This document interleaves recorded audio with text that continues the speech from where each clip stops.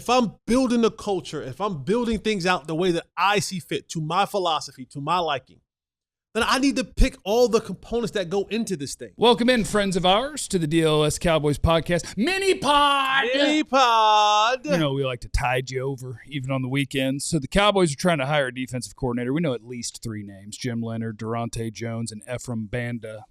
Banda? Ephraim. I got bandas in a... Never mind. Banda. We know at least 3 of the names. But the idea that I want to kick around is that who is responsible for these names? Who is responsible for this hiring? And is it going the way that it should go, according to you? General manager hiring coaches, or is the head coach hiring coaches? How's it supposed to go? How's it going? How you feeling? I think for me, if I was the head coach of a football team, which I would never be, but if I was. Wait, were you not? Oh, high school. Yeah. You were the head coach of a football team. That's true. Yeah. Well, in that case. Then how would you? When I was the head coach of a football team, I did call the shots. Yeah. I picked who ran the offense. I picked who ran the defense. You picked your friends, didn't you? I did. Yeah. Pick people I knew. All right, Jerry. Yeah. All right. But on a serious note, I do think the head coach, because ultimately it all falls on his record and on his job.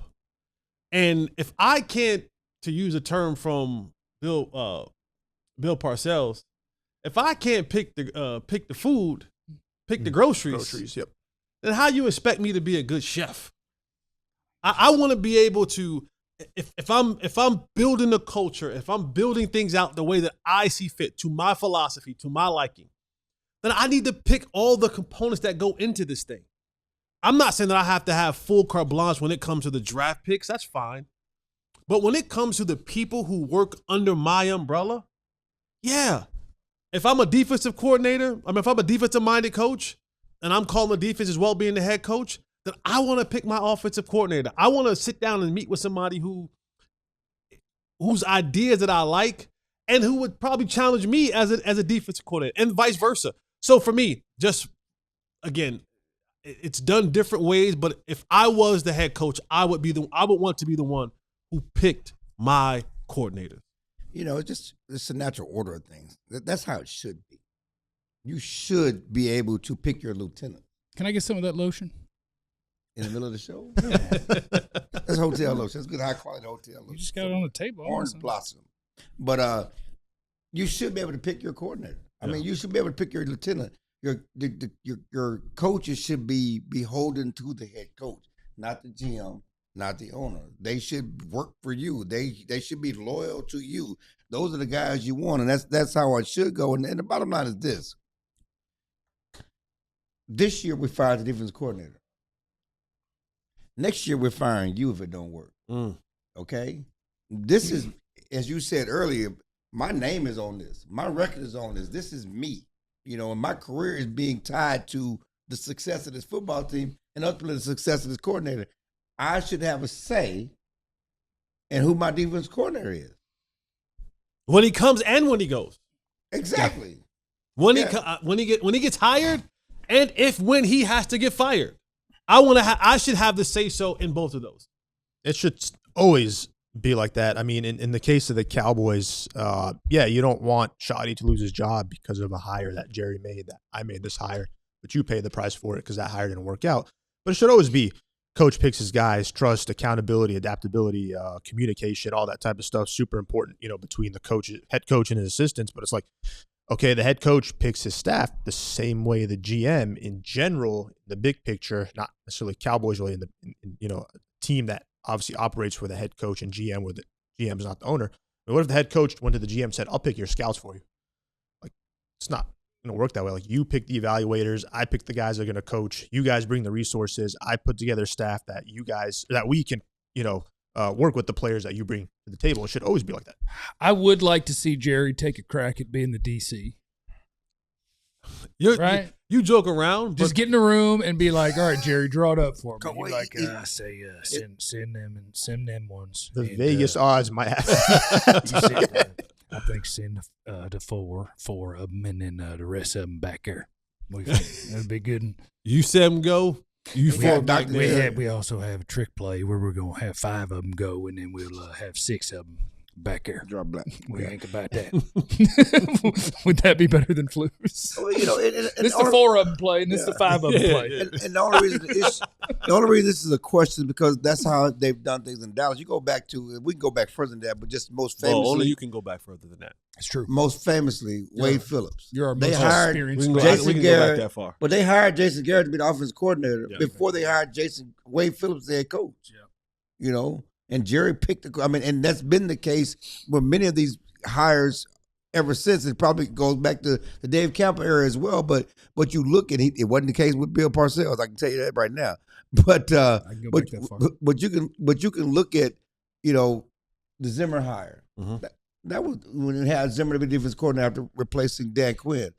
That was Jerry. Yeah, no Jerry. Yep, no Jerry. You know, and then you go with the Eberflus hire. That Jerry. No Jerry. Schottenheimer had no relationship with Eberflus. Jerry did. Can I ask you a question, Clarence? Can he, Clarence? Yes, he can. Okay, Okay. thank you. How much of this, of Jerry trying to control the coaching narrative from his seat and the coordinator narrative as well, is any of that kind of a PTSD residue from, of course, hiring Jimmy and then Jimmy having that much success and everyone giving Jimmy the credit, and now going forward, Jerry never wants to give that window of opportunity for anyone else to be brought in that he can't say that was because of me? What did Trump say? I run Venezuela. I think they just had a vote on that. Mic drop. That's a Jerry quote. This is Jerry. I run Venezuela. Well, it's a Jerry quoting President Trump.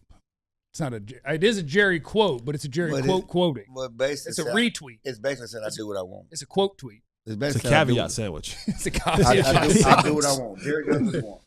Yeah. Can I say a thing? You can say whatever. Say what you want. Everybody gave permission. I like that.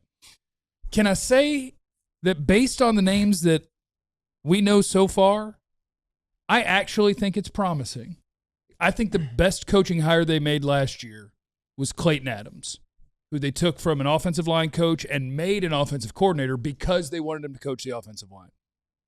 The 3 names that I know so far all have a background in the secondary, but they're not big names. They're not former head coaches. And so in my my recency bias is a guy who got elevated from one spot to another that, like, I don't think Jerry Jones was like, well, what about that O-line coach in Arizona? Yeah. Like, I don't think that was a Jerry idea. Right. Yeah. And so the names we know so far, because I'm not that familiar with them, I like the process. Is that odd? No, I mean, it's smart and you connect the dots. I mean, it's by casting a wide net, and we've certainly put a lot of heat on Jerry to give Schottenheimer room to pick his guys. And I think you go back to not just the Clayton Adams, but the Riley, the offensive line coach they got from Kansas State. Those were definitely Schotty picks. And you look at these names so far, you say maybe Schotty has a little more power in these names than he had in the past. And always keep in mind, as we look for optimism this offseason, the man running this thing has a gold jacket. That's a Hall of Fame front office man. He'll get the job done, right? It's 4 more. 3 We'll more. see you guys on Monday. Remember, you have no idea what anyone's going through. Be cool to everybody. We love you. Be easy. Eliminate the contingencies.